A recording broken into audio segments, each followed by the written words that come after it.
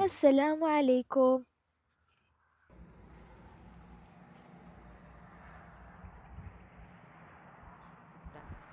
Shok të dashur, vazhdojmë me ardhjen e shpalljes së profetit sallallahu alaihi wasallam, pjesa e 3.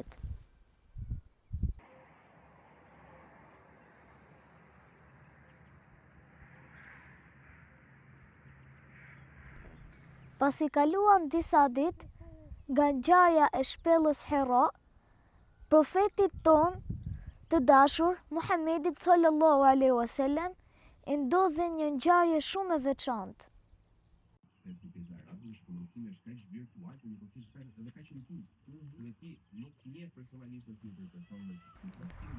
Një ditë, ndërsa po ecte, ai dëgjoi një zë nga qielli.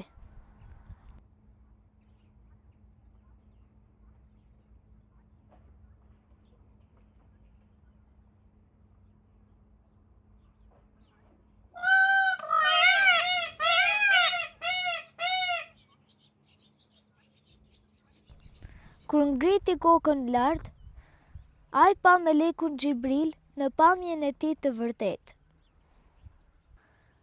Xhibrili ishte shumë i bukur dhe shumë madhështor. Ai qëndronte midis qiellit edhe tokës dhe kishte 600 krah. Nga madhështia e tij, ai mbulonte gjithë horizontin. Kur e pa këtë pamje profeti, u ndje i emocionuar dhe i frikësuar. Ai u kthye shpejt në shtëpi dhe kërkoi që ta mbulonin. Ndërsa ishte i mbuluar, Allahu i shpalli 5 ajetet e para të surës Muddathir. Ajetet që ju shpallën ishin: Bismillahirrahmanirrahim.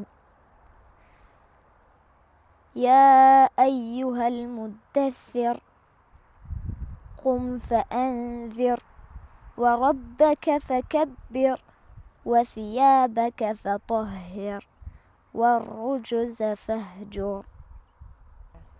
Që do të thot, o ti i mbuluar, ngrihu dhe paralajmëron njerëzit, dhe Zotin tënd madhëroje, dhe rrobat e tua pastroj, së keqjes së ndyr largoju. Me këto ajete filloi detyra madhështore e profetit sallallahu alaihi wasallam. Ai u bë i dërguar i Allahut për të thirrur njerëzit në të mirë në adhurimin e Allahut dhe t'i ndalojnë ata nga e keqja. Dëgjohemi në pjesën tjetër të historisë. Mos harroni të bëni like, subscribe dhe share. Assalamu alaikum.